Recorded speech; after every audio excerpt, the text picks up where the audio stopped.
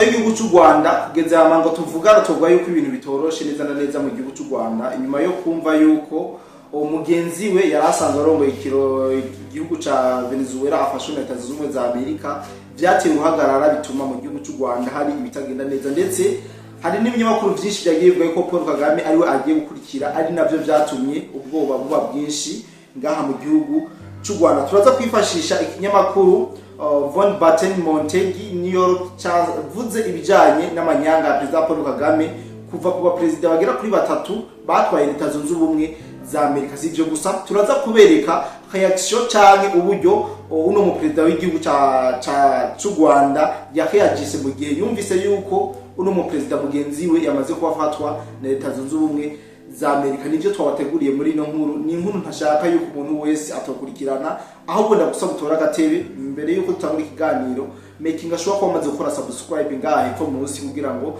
tuzobandanye tubaha ibiganiro bigezweho, ibiganiro biri update ahandi muzobisanga nkuko bisanzwe. Imbere yuko ntangura ikiganiro cyacu nongenda baramutse ndabifuriza umwaka mushasha, umwaka mwiza wa 2026 mwebwe mwese mudukurikirana aho muherereye hose, by'umwihariko ndavuga abumva ururimi rw'ikirundi, ndavuga abasanzwe bari mu Burundi, abari mu Rwanda, abari muri Kenya, Tanzania, Uganda, Mozambique, South Africa, abari Zambia, eka Afrika yose muri rusange tutibagiye, abari Burayi, abari muri Amerika, abari muri Aziya, mwiriwe canke mwaramutse bivana n'amasaha muriko muradukurikirana nkuko bisanzwe. Nari nababwiye mu ntangamarara, ni nababwiye yuko ifatwa rya Perezida wa Venezuela ryateye ubwoba cyane Perezida w'u Rwanda ndetse n'abanyarwanda bose muri rusange. Ndazi yuko abadukurikiranye muzi ivyo u Rwanda rukomeza gukina Leta Zunze Ubumwe za Amerika maze rukabagira ibijuju mu kubahenda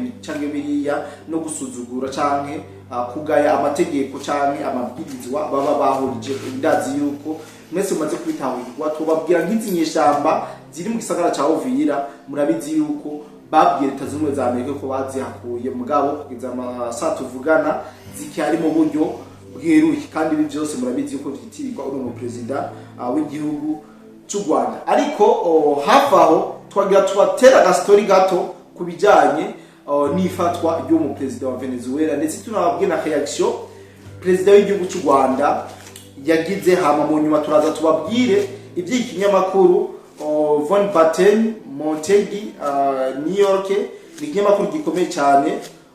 Turaza kubabwira ico gisanzwe gikora n'ivyo kijejwe muri kino kiganiro, ariko reka manze ndababwire reaction wa Perezida w'u Rwanda yagize mu gihe yumvise bamuhagaritse uno mu Perezida wa Venezuela. Ukuntu vyari bimeze, Perezida Paul Kagame igihe yumva ino nkuru yari neza na neza muri Qatar, yari muri Doha Qatar, donc ntawuzi ivyo bari kudiringa n'abajya barabo biwe niyo yari asanzwe ari. Amaze kumva ibi bibaye yahise yihutira gufata indege imusubiza mu gihugu cy'u Rwanda kugira ngo ntibamutore cyangwa ngo bamufatire nawe hariya muri Doha, urabona ko ari hafi ya Amerika. Murabizi yuko biba vyorosha ari ibintu byo kwiyunguruza kandi amaoperasiyo yabaca yoroha hatane urusaku rurinze kuvuga. Perezida Paul Kagame amaze kumva ino nkuru yahise atabuza itike, novuga yuko ari express yihuta cyane, afata private jet yerekeza mu gihugu cy'u Rwanda neza na neza i Kigali. Amaze kumva ino nkuru kuko ni misi amakuru dufise nuko imisi yatekanya kumara muri Qatar atariyo yamazeyo kubera ivyo vyari bibaye muri Venezuela, kandi akabazi nawe yuko afitaniye ikibazo na Amerika. Ibi turaza kubisoma tubibereke uburyo Perezida Paul Kagame afitaniye ikibazo n'iyi Amerika, kandi bitari ivyo kwiremezo narijya. Perezida Donald Trump yavuze ati n'abandi turabacabazana, hariho abandi b'igitugu dukeneye gufata vuba cyane, kandi imipango yo kubafata yose yaramaze kubitegurwa, operasiyo zose zaramaze kuba zitegurwa. Ibi ni vyavuzwe na Perezida Donald Trump inyuma yo kwerekana ko yafashe Perezida Maduro wa Venezuela. Aya n'amakuru yizewe, abantu mugenda musoma igiye bitandukanye, ndazi yuko zino nkuru mwagumye muzironka atakibazo na kimwe.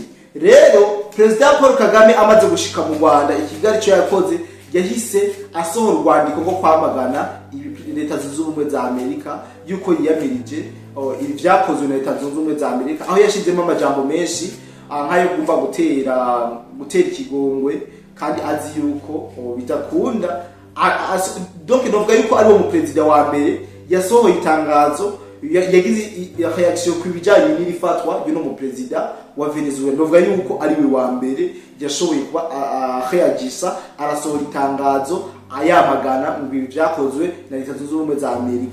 Ushobora kwibaza ati kubera iki president w'igihugu cy'u Rwanda yaciye ashabwoba atangura gusohora amatangazo atagira mvura, amatangazo atagira ifatiro, mwibaze ko byavuye gute? Ibi byose turaje tuyibabwire uko bimeze.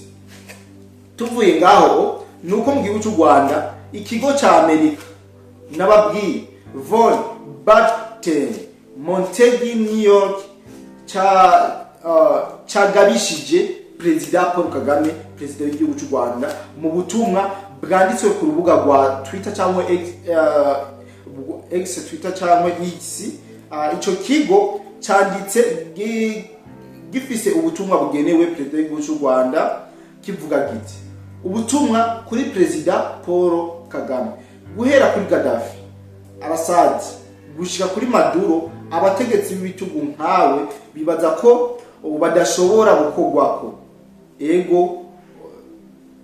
Ego yawe ni kugwanya, reka ushigikira umutwe wa AFC M23, ureke gupfukamisha abanyarwanda kandi utegure amatora y'ukuri yubahirize demokarasi. Ibi nivyo kino kinyamakuru von bwamutekeye New York cyashoboye kuba kivuga kujanye na President Paul Kagame. Ariko kinyamakuru cyavuze mu buryo busobanuye, kirasobanura uburyo bwose uno president w'igihugu cy'u Rwanda inyanga ziwe zamaze kuba ziboneka cyangwa zijahabona.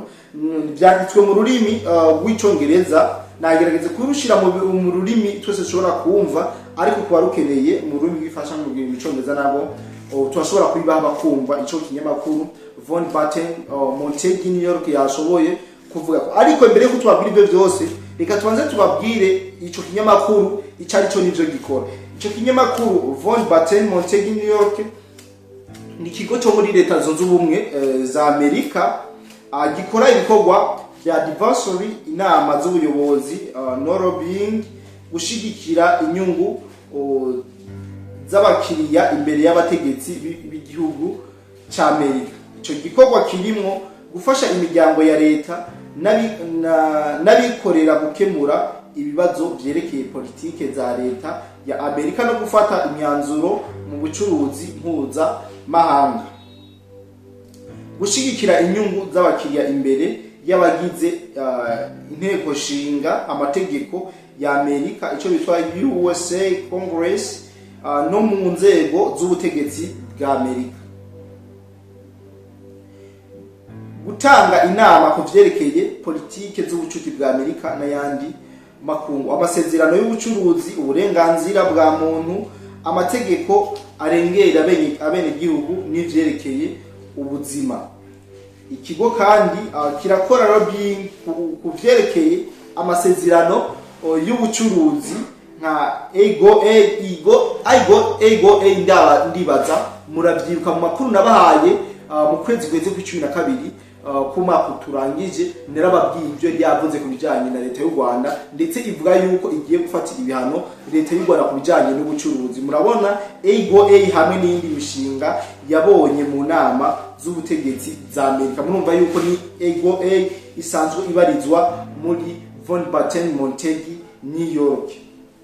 Mu ncamake ni sosiyete yo mu rwego rwo hejuru y'ubujurire no gushigikira inyungu z'abakiriya imbere ya Leta ya Amerika, igizwe n'abakozi b'abanyamwuga mu vyerekeye amategeko, ubucuruzi n'imigenderanire ya politike. Murumva yuko von bwamutekeye New York ari sosiyete ikomeye cyane, ndetse ariyo yavuze ibi ngiye kubabwira muri ino nkuru ikurikira. Iki kimenyesha makuru kivuga ko isi itokwibesha kuri President Paul Kagame, kuko ngo ni umunyepolitike w'umuhanga akomeye cyane mu gutegura ibintu ku gihe kirekire. Kiravuga ko ukurundura abasirikare ba M23 muri Uvira atari uguhindura imigambi, ahubwo ngo ni buryo bwa gisirikare bw'agateganyo. Ibi bavuze novuga ko bihenze. Kurundura bavuze donc gukura abasirikare ba M23 muri Uvira, ngo mwamvise ibyo yaretse, ariko ndababwire yuko abasirikare ba M23 bakiri mu gisagara ca Uvira ngo Kagame yarashoboye kuraba muri politike igihe c'abaperezida batatu b'abanyamerika. Bavuze yuko perezida Paul Kagame yashoboye kwishapa abaperezida bagera kuri batatu b'abanyamerika mu manyanga yagiye arakora, kandi yizeye ko azokwamaho n'igihe Donald Trump yosubira kuba perezida, cyane cyane igihe abademokrate bofata ubutegetsi mu nama nshingamateka ya Amerika. Ikinyamakuru kivuga ko mu mutwe wa Kagame intego yiwe ari uguhungabanya umutekano wa RDC no gusambura ubutegetsi bwa Tshisekedi. Ico kivuga ko ubugambanyi n'ivyo yifuza bizomuhagarika gusa igihe azoba abigeze.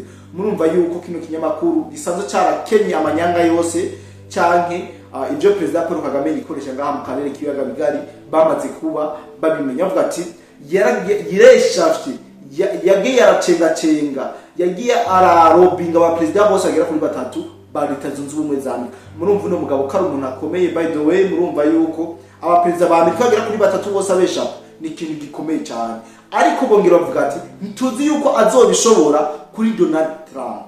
Donald Trump murabona yuko ari decide duhereye kuri uyu wa Venezuela, murabona ivyo yamugiriye akisanga ari muri New York atazi ingene yashitse. Rero ibi bishobora kubera icigwa, bishobora kuguma bitera ubwoba abanyarwanda narijyabo bavuga yuko hari ubundi mu perezida w'umunyagitugu vuba cyane bagiye gushira kwintoki vyihuse cyane. Ndazi yuko abanyarwanda n'abanyarwandakazi mudukurikirana ino nkuru yamaze kuba ibagiro kandi muri komborasha cyo abakoze yuko perezida wanyu perezida Paul Kagame atajagira ubwoba. Ndibaza izi reaction zirashobora kubereka yuko ari umunyabwoba cyangwa atari umunyabwoba. Ibi rero ndibaza ko tuzokomeza kubarondera script no mu gihe perezida w'igihugu cy'u Rwanda to kwisubira, kuko bose bamuhanura kwisubirako gutunganya ivyo yononye.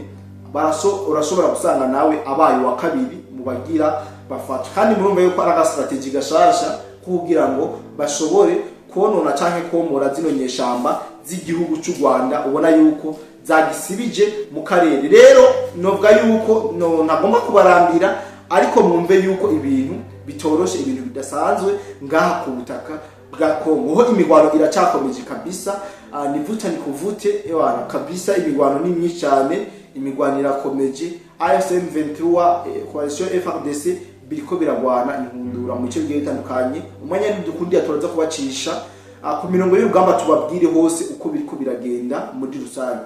Rero kandi abikibanure nizera yuko twongera guhura mu bindi biganiro byacu. Ndabitse gukora subscribe nyamutarabikora. Bye bye.